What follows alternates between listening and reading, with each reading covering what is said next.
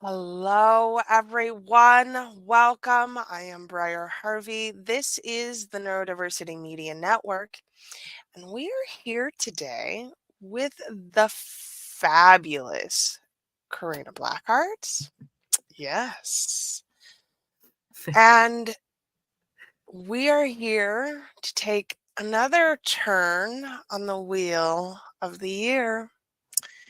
We are here to talk about summer solstice. So let's get into it. First of all, what do we call it? I call it summer solstice. Mm-hmm. Yep. Or midsummer. I don't usually call it midsummer because it is the beginning of summer where I live. And so hyper local, right? Um, People also call it Litha. Litha. I don't even really know how to pronounce it. I've only seen it written. I have never heard anyone say the word. But it is on all of your Facebook and social media things as Litha or Letha, which translates roughly as the middle of summer. So I'll just use the It's English. special snowflake stuff right here. Yeah. So we'll just simple and call it summer solstice for our purposes here today. So here we are at the midpoint of the year, right? We started at winter solstice in the dark, right?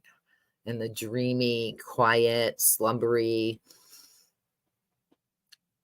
waiting for light, liminal space of winter, the longest night. And so here we are 4 Sabbats later, at the other pinnacle of the solar journey, right?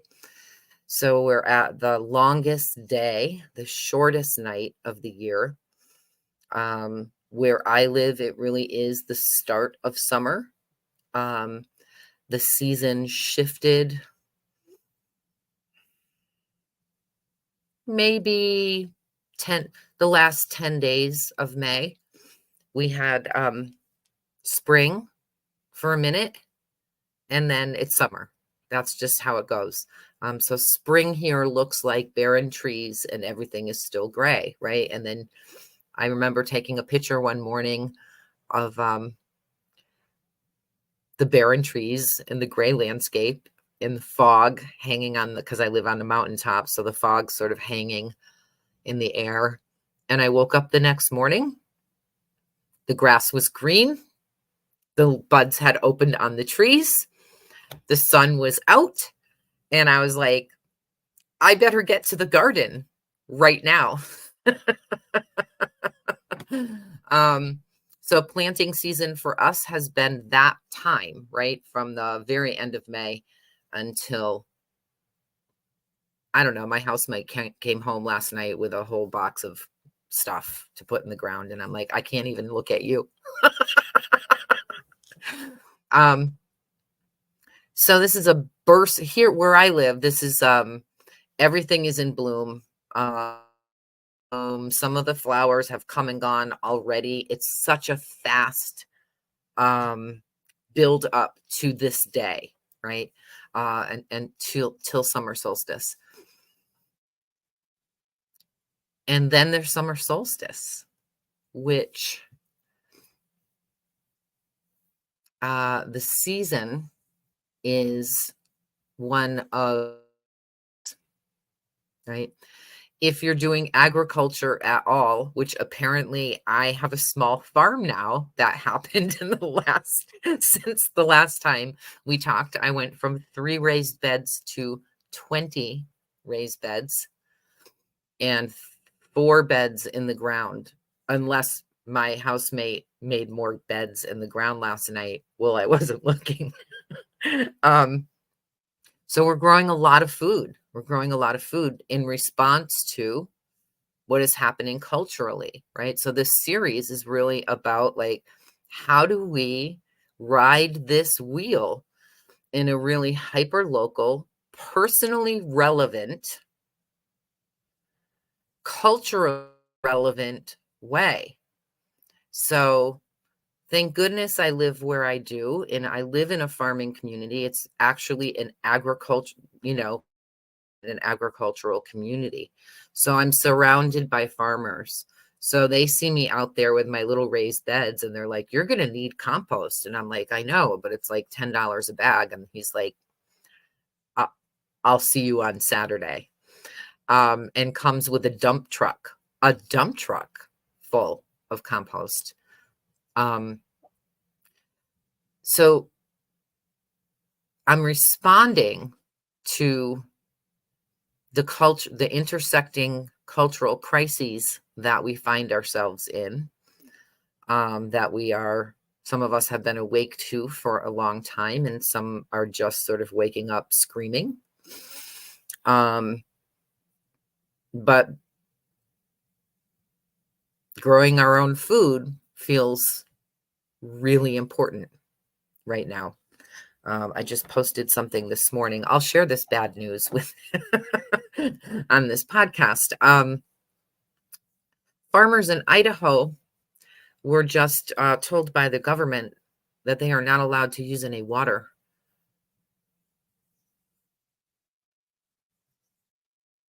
It is illegal for them to water all the fields of vegetation and potatoes that they planted this spring, that they took out mortgages to be able to plant. They mortgaged the land. All of their equipment is mortgaged.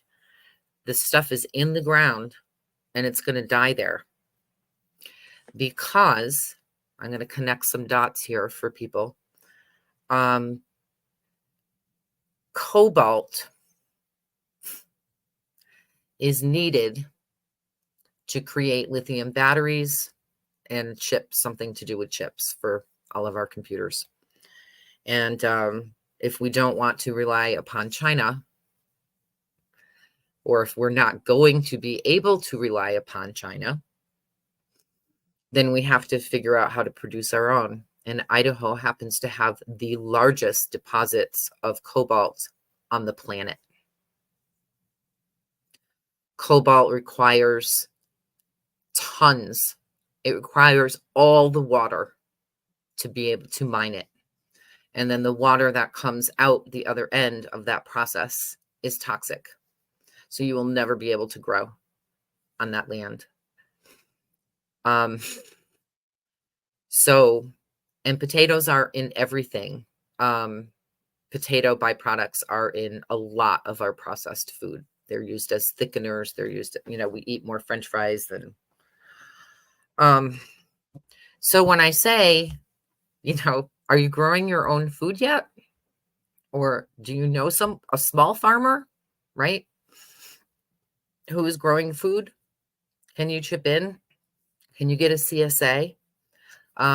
Sorry to start out this like high summer solstice holiday, right? That's about joy and growth and abundance and blah, blah, blah. But this is what's happening. And we need to be cognizant. We need to be culturally cognizant. And we, again, need to bring our food production back home. Even if that's all you have is a patio, you can grow food on your patio. You grow vertically, right? I get a lot of tomatoes that way. I don't get a whole lot of anything else that way, Mm-hmm. but I get a lot of tomatoes that way. Yeah. We will be giving tomatoes away this year. It's ridiculous. What we have done is ridiculous. But it's also in response to, we have the land, we have the seeds. I planted them all, right? And we know a lot of people who haven't, who don't, who can't, who are just starting out, right? Just thinking about it. And so I want to be able to give that food away and, of course, preserve whatever we can. So farming in an agricultural community, right? And humans have been agricultural, right? since the beginnings of time. It's only these last couple hundred years that we've gone off on this side quest that I guess we're going to carry it all the way out until the end. But this is a time of year where this moment where we are at the height of solar power, right? This is a time where the mythology talks about the Sun King, right? Lu, who very quickly he'll get cut down in in August, right? But we've sort of, if you're following that, the god mythology, then he was a young buck at Beltane, right? And now is a mature king, right? And that's not a warrior king, or though he might be. There's a particular deity who's, anyways. He, as a king, he's not on his horse attending the war, right? He's more strategy, right? And commander. But he's calm. He's he's wizened. He's certain. And this is the height of solar power, of that kind of masculine power. And then the day after solstice, we are in the downturn, right? Now, then we're losing solar power and sliding, riding that wheel into shorter days, longer nights, right? Agriculturally, it's a time to rest. The plants are in the ground, right? There's nothing to do to them except keep them wet and weed them, right? So that they have the nourishment that they need. And then you wait. So it's the dog days of summer are here. This is also a time, if of the very, very, very, very, very first fruits, right? So rhubarb, strawberries, lettuce, spinach, the very tender greens are ready for picking and eating. I don't know. That's my intro and bad capitalist news. And we'll circle back to the Mm-hmm. bad capitalistic news. Yeah. Let's talk about what this time means magically. Well, all of that is magic. If you're practicing an earth-based tradition, right? The sun just went behind a tree and I'm sorry, I'm in the dark now. So we planted in at winter solstice, we were dreaming, right? Dreaming the future, dreaming what we would want the harvest to be. And at breed, we added fire and will and passion and clarity to those dream seeds, right? And then we planted them at spring equinox and watered them and tended them, and we're working with them, right? Like adding energy.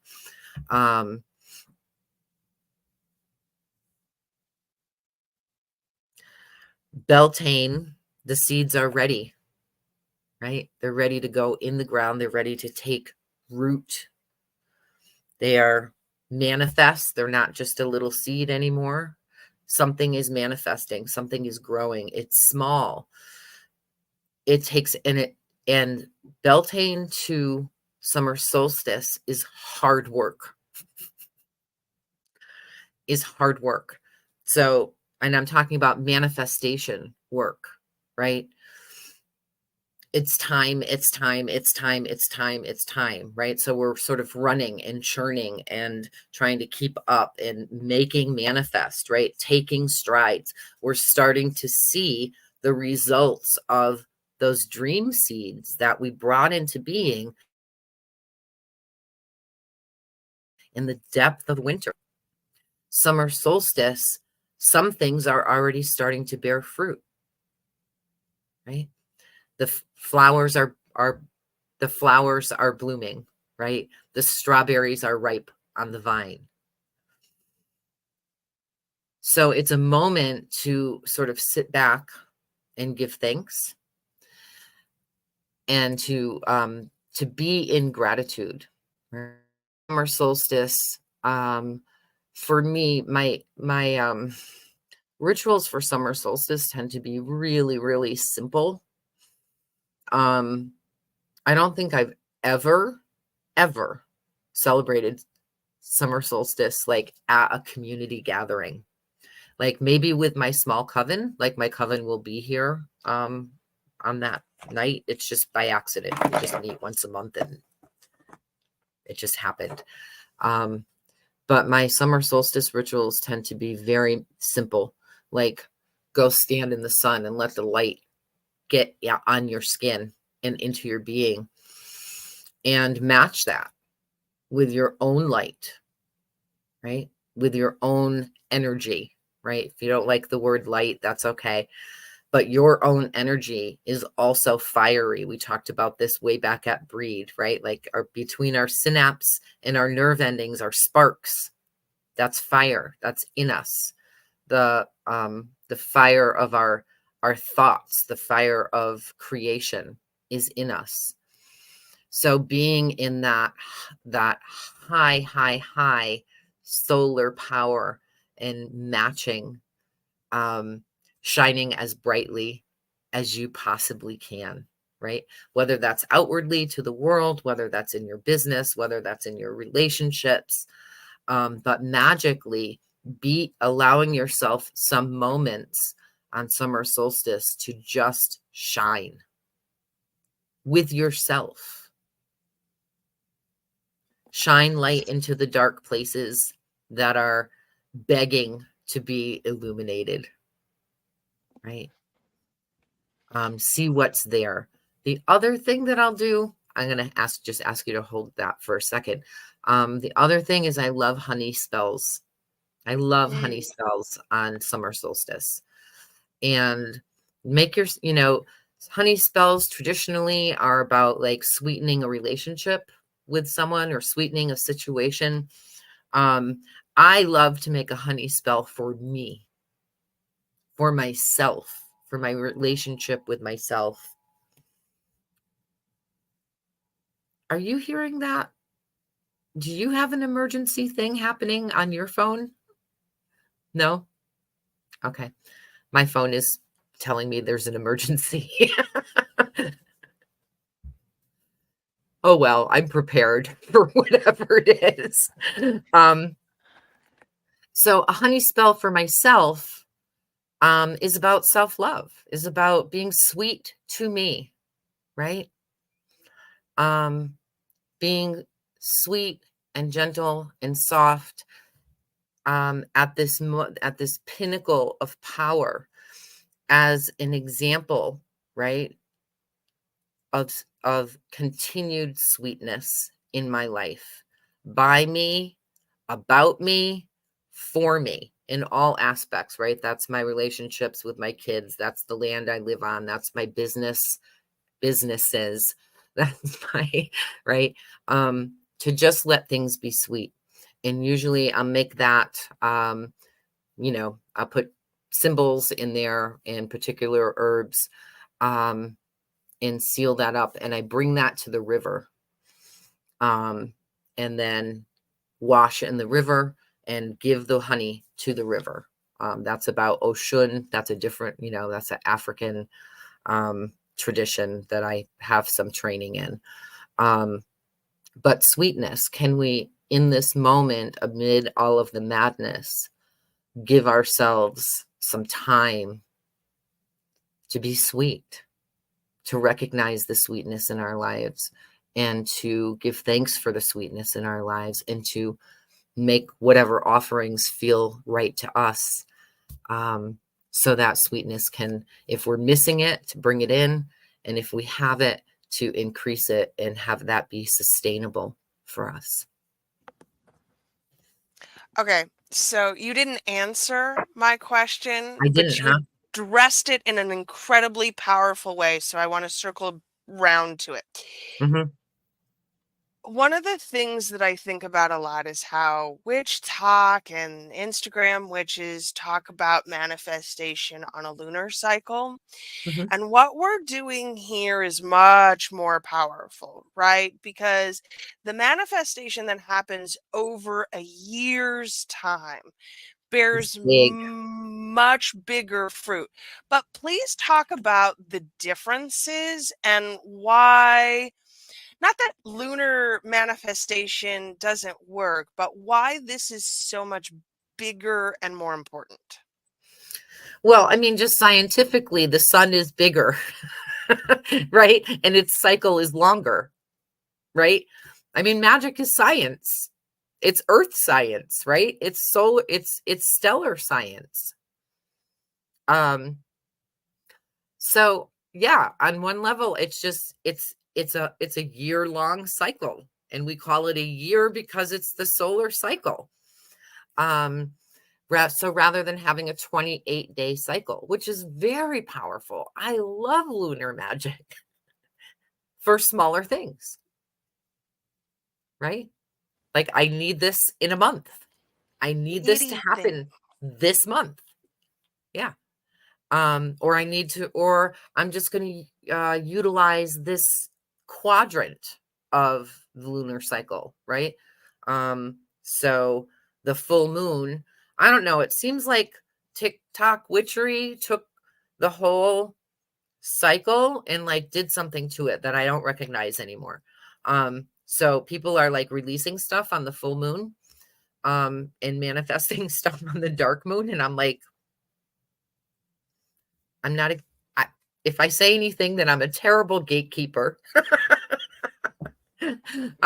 So let me just gatekeep for a minute. Um, that Please.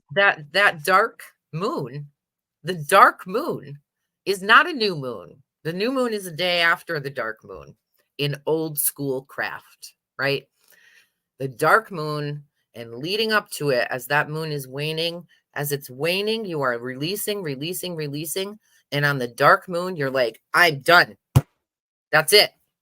It's whatever it was I was releasing, done, gone, finished. Then you start manifesting as the moon waxes toward full. And by the full moon, that's the night where that's what we're talking about with summer solstice, right? Is the fullness, the fruition, the completion, the manifestation. It's here. Thank you. So we stand in the full moon and we bring the full moon, in the old school craft, you draw the moon down into you. I mean, when was the last time you even heard anyone say, draw down the moon, right? It's been Yeah. years, Karina. Yeah. Years. So we draw that moon, that full lunar power into us and are one with it. So it's the same thing that I'm saying about this process with standing in the sunlight and drawing down the sun, feeling the sun on your skin, breathing the sun into the body. This solar orb is what, 94 million miles away, and yet it can burn my skin, right? It can boil a river. It can start a forest on fire. That's power. Witches deal in power, right? Yes, witches deal in spells, but you know what? The spell isn't in the herb. The No. spell isn't in the color of the candle. The spell, No. the spell is in you. You're the one who brings the elements of the spell together. Now, it's helpful to use, I don't know, a red candle for love or lust, right? It's helpful to use roses for that. But you don't need it. We don't need any of those things. They help our instinctual, intuitive, etheric, imaginal part of our soul to connect, to have the pretty colors and the glitter and the herb smells and the bells. All of that is brings that part of us on board, and we want that part of us on board when we're doing magic. Otherwise, our rational self will just shut it all down and be like, this is nonsense, right? But we can do spells just by saying them, or just by standing in the sunlight, right? Or planting a seed. So this is the moment to say thank you. What I've been working toward in this waxing cycle of the solar year is coming to fruition, or is at fruition, right? So my plants are planted, they're in the garden. Some things have like little flowers on them.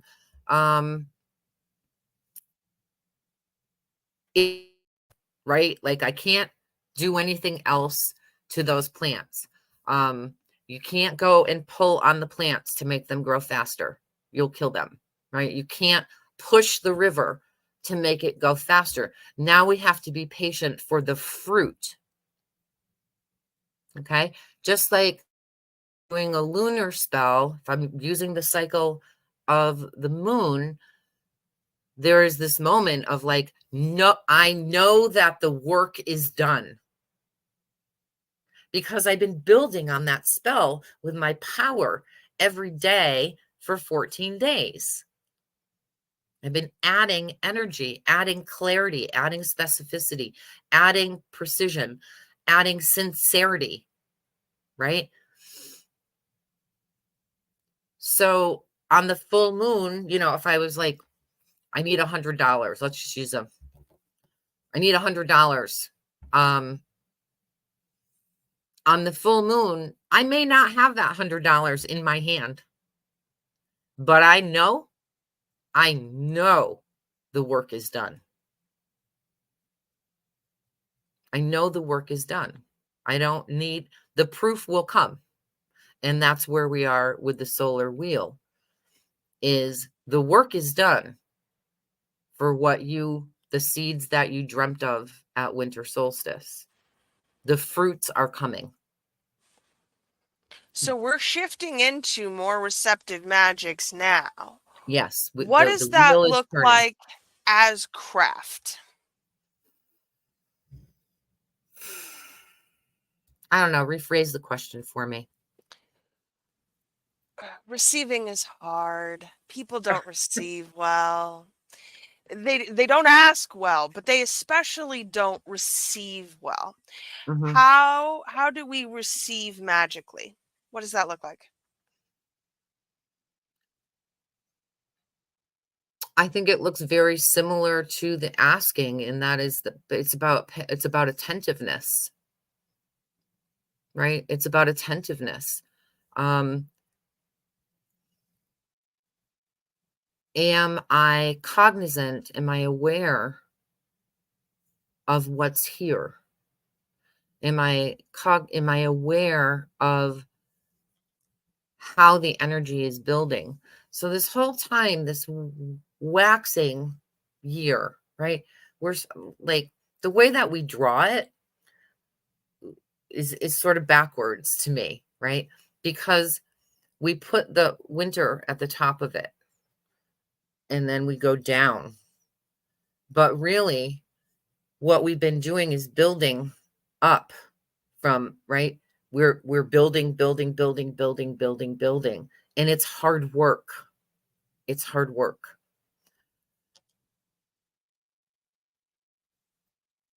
But when the work is done, the work is done. And then your job is to pay attention to how it's manifesting. The pushing part is over. So receive when you're doing manifestation work, there's the spell, but then there's also the footwork, right? Which we've talked about in other podcasts of like, you can light all the candles you want, but if you're not taking care of your internal processes, right? If you're not creating an environment where what you want to manifest is going to manifest, it won't. Or you'll get something and it really might It may not not be be what you want. what you wanted at all, right? Because the powers that we're working with may be like, well, I could get you that, but but I got to take this in order to make space, right? And so in my practices, excuse me, it's very much more about like looking here first and saying, what's in the way? What are my beliefs, habits, ways of being, things I think I'm certain about, triggers that I have, traumas that I've experienced, right? Like what's in the way? The way that I relate to other people. What do I need to transform in here in order to receive well? Right? And that's different for everybody. It's probably not so different. I mean, I've been teaching people for 3 years. It's not so different. um, Humans are, are who we are, and generationally, we have a lot of the same, stuff. But in order to receive well, it's not just about push, push, push, push, push, and then, oh, thanks, Christmas came, I got my wish, right? On a truly magical path, you've got to be matching the energy that you're trying to bring in. It's not mindset. I just led an event this weekend where people had been learning, doing mindset work for 4 days before I got there. And one of the first things I said to them was like, mindset's great. Mind over matter. Yeah, we can do this with mind over matter. But energy over matter, that's a whole different game. Right?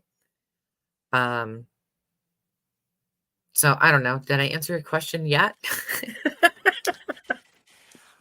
I think I want to talk more Excuse me. about being open. There's a sense of open is hard right now, right? Open is vulnerable, and open is, frankly, a liability in some cases socially right now. How do we be open to receiving while also being aware of this capitalistic hellscape we find ourselves in?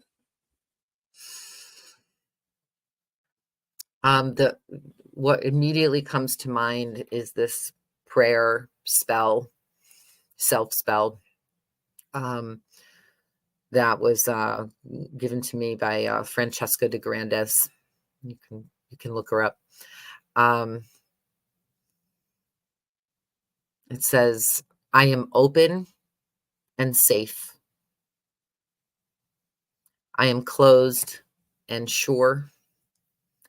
I am at peace. and moving. I am building. I mean, it's so simple, right? But it's the simplicity that makes it so powerful, right? And so sometimes the mantra is just, I am open and safe. I am open and safe. Mm-hmm.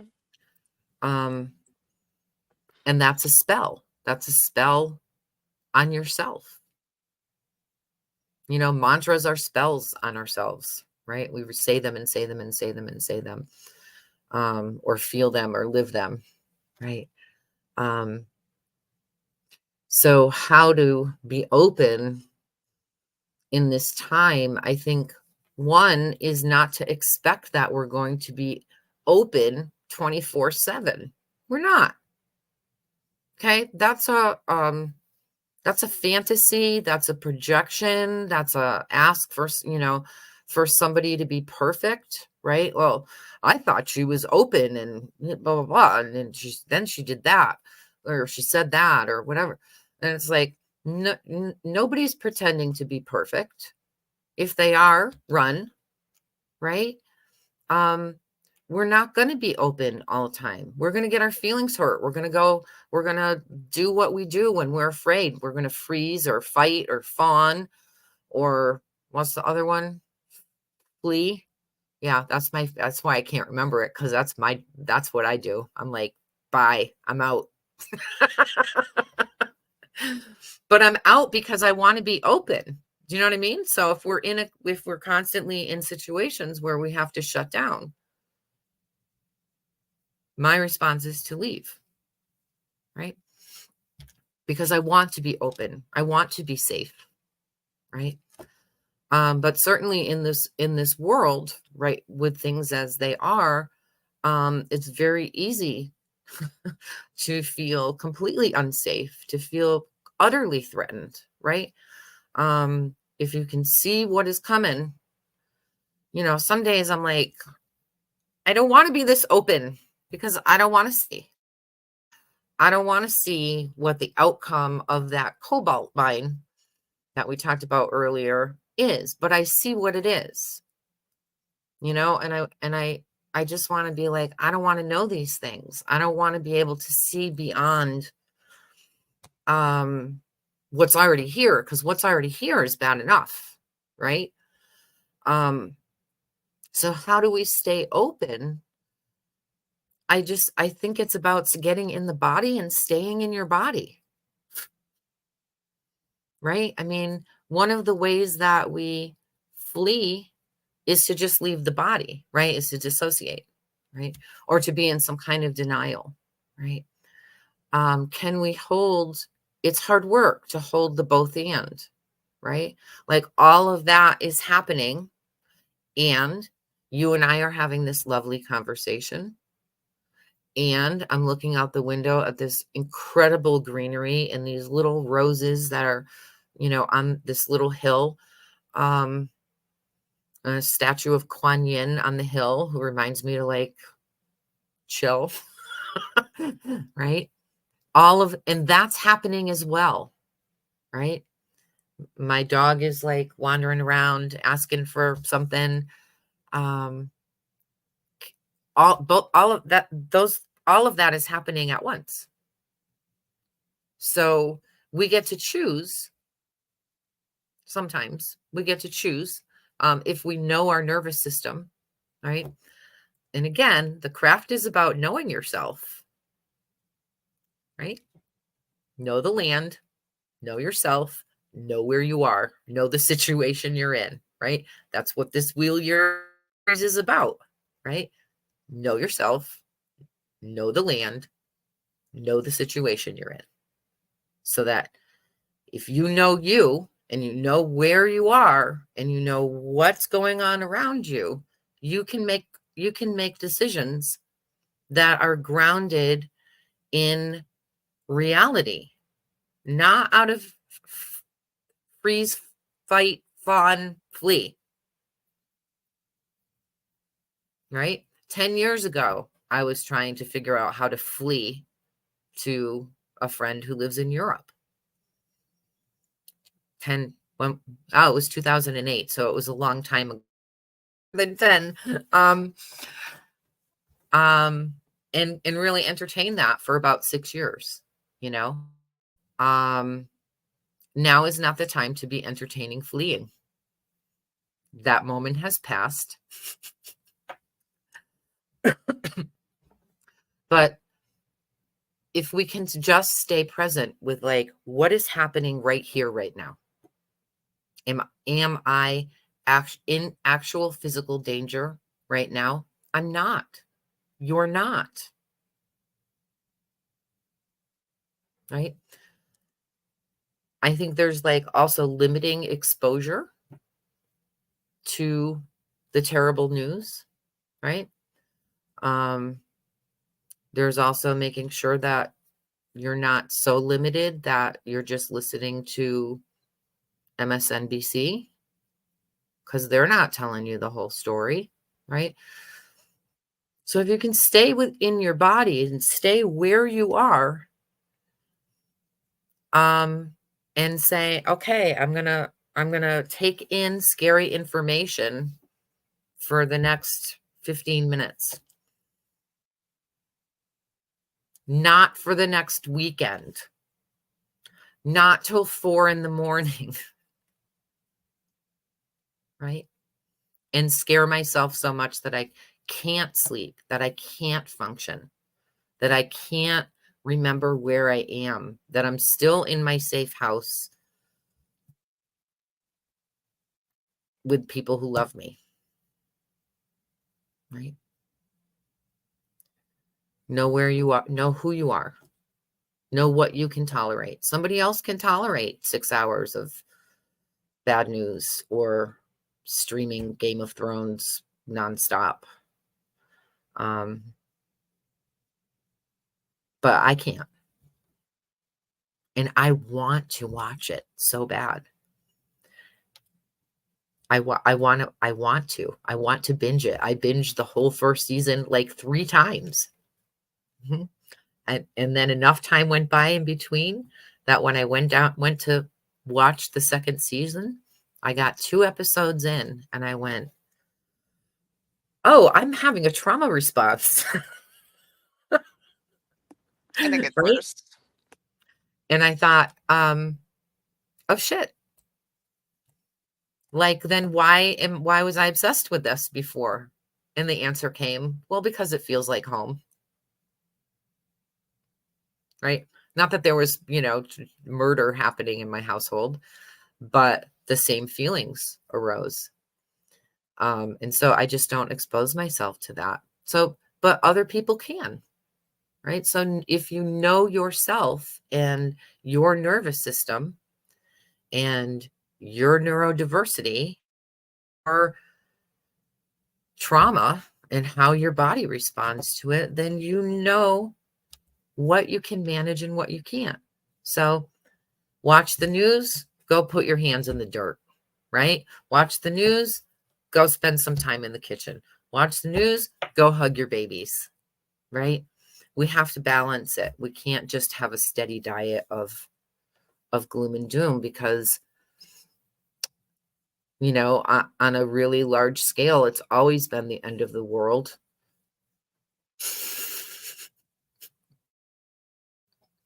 It's always been the end of the world. We just didn't know how it was the end of the world and around the world until recently, right? So we're kind of off on a tangent, but So I'll bring us back. When we are receiving, the mhm. point is to protect the integrity of the message. How do I know the difference between what the universe is telling me and what the overculture is telling me?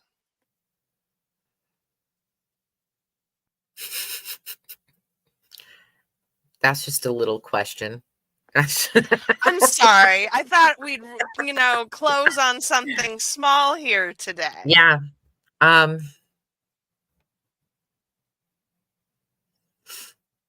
think the only way I can answer that is just practice, right? Practice and like talk to other people. Talk to other people with bodies, right? Um have people that you trust that you can say, I'm getting this message. Does this sound like my ego? Does it sound like I stayed up watching TikTok till 4 o'clock in the morning and listened to all of the leftist conspiracy theories? Because they're just as bad as the other side, right? Um, does this sound like this, right? Um, Here's the thing though, what is happening on the planet is the universe. We're part of the universe, right? Um, but I definitely highly recommend having people who are as adept or more adept than you are in your magical path to check in with. Terry Pratchett has this line that I just love, and he says, witches don't really like each other very much. I'm paraphrasing, I'm not quoting Terry Pratchett. Freaks who know every line in the book by heart. I don't have that skill. But he said, we don't really like each other that much. We kind of tolerate each other, but we need each other. And so we get together to make sure that nobody's gone off cackling. Right? And in my lineage, that's what we call it. We're cackle check, right? I think that you're cackling, right? I think that you're been fooling around with that particular deity for so long that you think that you are him, or maybe you're possessed by him, and that's not really working out well for you in your day-to-day life. Maybe cut it out, right? So, and this is why we don't like each other either, because we tell each other that, we're like, hey, cut it out. You're like, you're not okay. Right? Or we're like, you're amazing. That's fantastic. I can't believe, like you're doing so well. All of your stuff is coming to fruition, right? Your power is glistening, right? And sometimes we have a hard time hearing that. If your power is glistening, you're probably not having a hard time hearing someone tell you that, though. But having other human beings, right, that you can have these conversations with, that one aren't gonna join your cult, right? Because you can, like, because you can see the future, right? So people are like, I need to, you don't want that, right? I don't want people to follow me like a cult leader. I don't want to be a cult leader.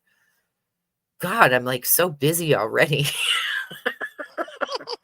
Having to manipulate all those people would just be exhausting. It's too much. It's too much.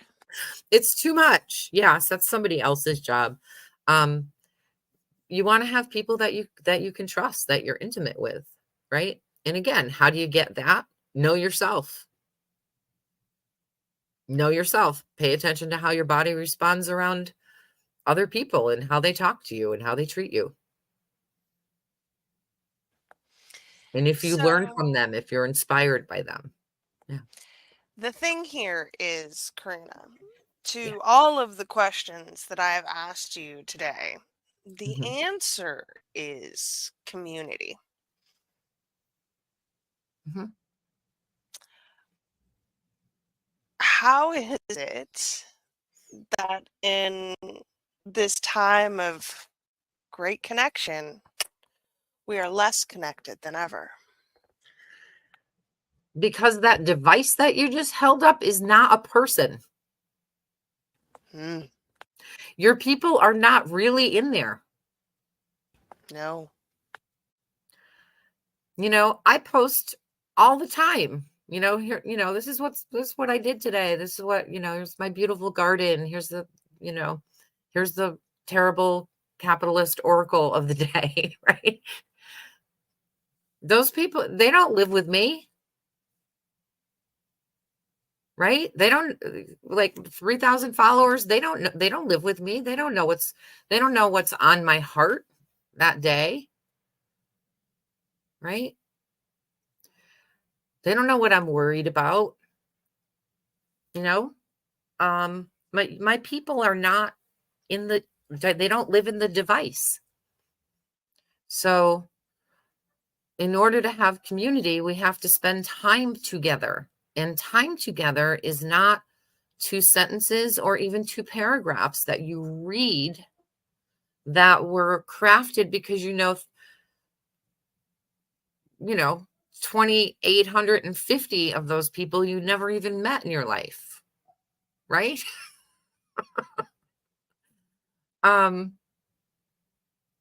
So our community they are not on our laptops. They are not on Zoom. We can see them and we can communicate with people that way. But community, I think, to be really effective, I'm just going to say this, and it's hard because we're all doing online communities and online businesses, and you have to be in the physical presence of people, right? You're breathing the same air when you're in the same room. You're exchanging energy. You're literally breathing the same air, right? Eating a meal together, sharing food, to see just the little wrinkle of a smile at the corner of a friend's eye does not happen on a Facebook post, right? We need each other. We really need like in-person live people in our lives. And I called a friend of mine 2 weeks ago and said, I think I'm dying of loneliness, right? I wasn't joking. I wasn't being overly dramatic, right? And I said, I've been doing this thing. I've been working so hard on my business, blah, blah, blah, blah, blah. I said, but I miss people, I miss people. And because of the circumstances of being a solo parent and moving very, very often because of what our circumstances were, I didn't put roots down somewhere. Like I've always lived in this area, but I had two little kids that I was the only one in charge of, right? And did not have all the supports that I just didn't have any support, let's say that. And so I have been able to develop very intimate relationships with people who are now, part of my coven. But we don't all live near each other, right? And so I was hungry for like people in my space. And my friend said, so what are you going to do? And I said, I don't know.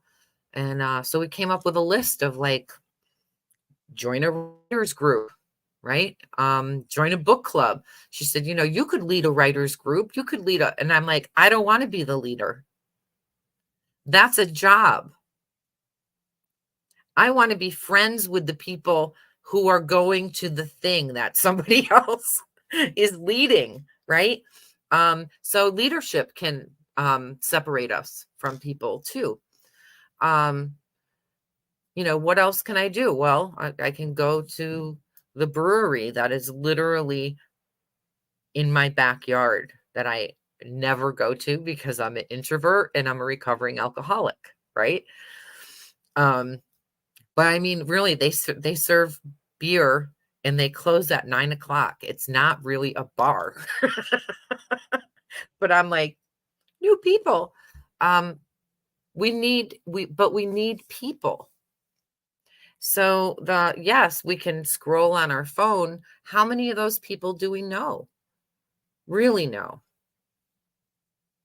It's not the same as sitting down and sharing a meal or having a cup of coffee or sharing ideas about a book or a movie or I don't know, knitting or whatever it is that you like, whatever it is that you like to do. I think the pandemic really hurt us. I think that we have not recovered well. And the pandemic coupled with the cold civil war that we're in, um, is not making any of us healthier, right?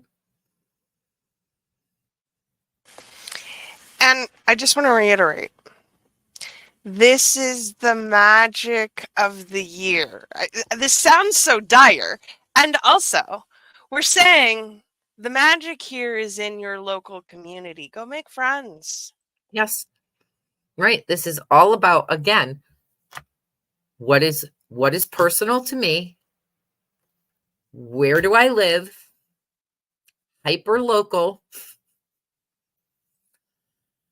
And be cognizant of the larger cultural shifts that are happening so that you personally can respond without losing your mind, right?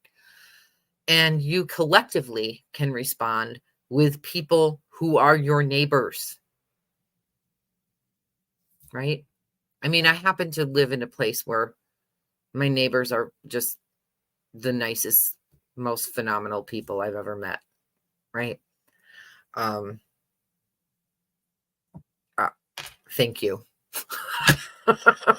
Thank you, universe, for this, right? I live in a community that has always been an agricultural community. It's very rural. Winters are very hard, and people know that they have to be able to rely on each other.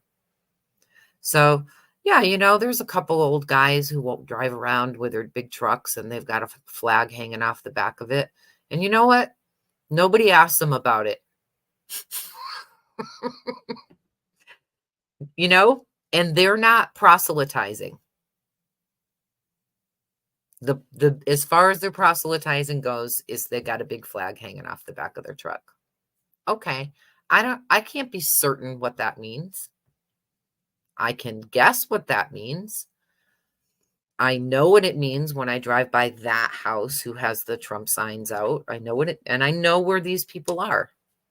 But I also think that in an emergency, that all goes out the window because people are people here where I live. I'm very blessed.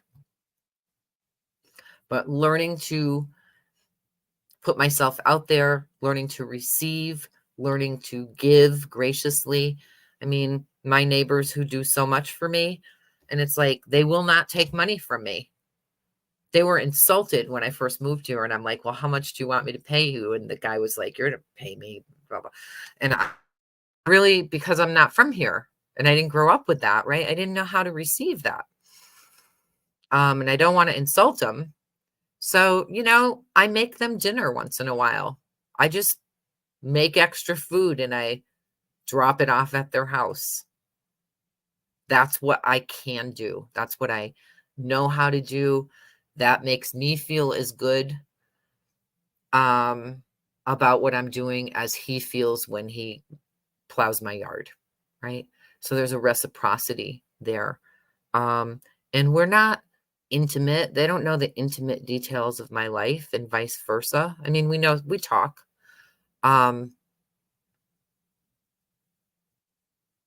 But that's community, right? They're not witches. We don't have everything in common. What we have in common is we're neighbors. And here we are. And this world is swirling around us.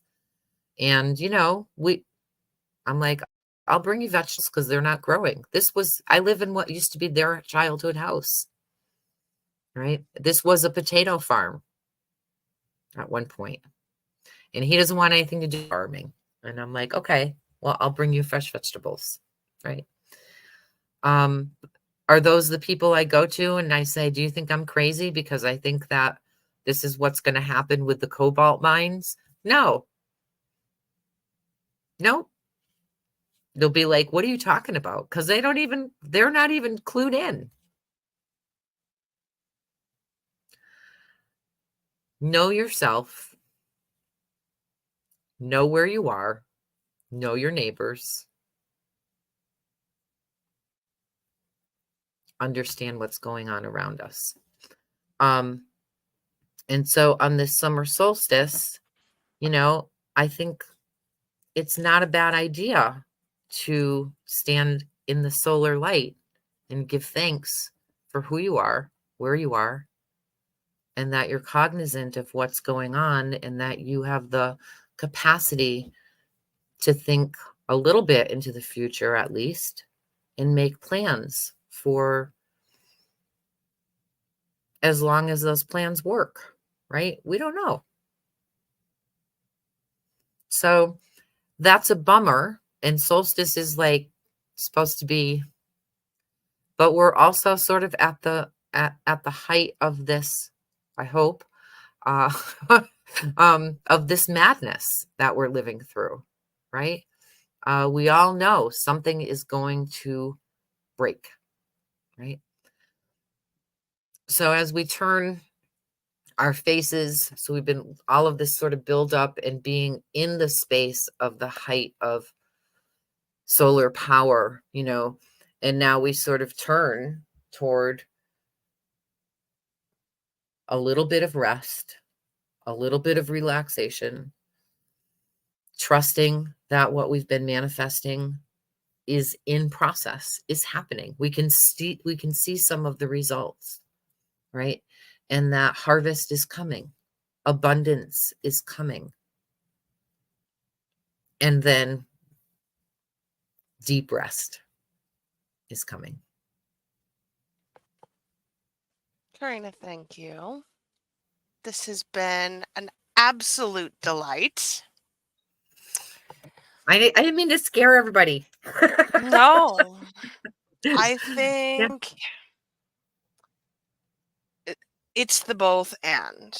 There is Mhm. great joy in this time, and there Yes. should be some real awareness of what is less than joyful. Yep. Thank you for guiding us through this liminal space. Yeah. I want to take just a minute and tell you what's coming on my agenda. So I'm just opening up some different kinds of ways to work with me one-on-one. In the past, I've just had what's called big crone energy sessions, which are kind of amorphous, right? Like I can work with you on anything, and I really can. But if you're looking for something specific, that might be too much to take in. So I found ways to work with me down into like very specific um, topics to address. So I'm offering some shadow work sessions that are 9 weeks going deep into the shadow. And look, now we're past the summer solstice. So it's time for shadow work. It's always time for shadow work. But I'm also doing some sessions called the prima donna sessions. So if that's yourself first, prima donna translates as the first woman, the first lady. So putting yourself first. And coming up in August is soul doctoring sessions, which is about getting to know your spiritual anatomy, and how your soul, how the parts of your soul work together and against each other, so that we can get them more and more fully aligned and working together, so that all of your parts are going in the same direction and not at odds with each other. So there's sessions, but I'm also going to be offering some seminars on that. That's group work. This is the foundation of all the work that I do. No matter what I'm doing, I'm always sort of coming back to, you've heard me say it a million times on this podcast, know yourself, know yourself, know yourself, know yourself. This is how we get to know ourselves. What am I actually made of? We have a right and an obligation to know how we are spiritually made, so that we can operate with all of our cylinders um, together, rather than my head wants to do this, my heart wants to do that, my spirit's giving me something else, my body is breaking down, right? Like, how do we bring ourselves together so that we're one, so that we know who we are, and we can stand in that place of like, all of this is swirling, but I know I'm solid. It's not that I don't care, it's that I'm solid.